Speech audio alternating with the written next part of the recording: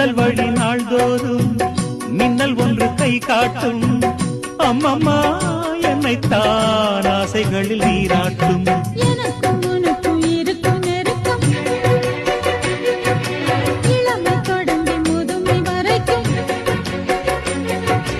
இரவும் பகலும் உறவை வளர்க்கும், இடையில் இருக்கும் தடையை தகர்க்கும். விலகா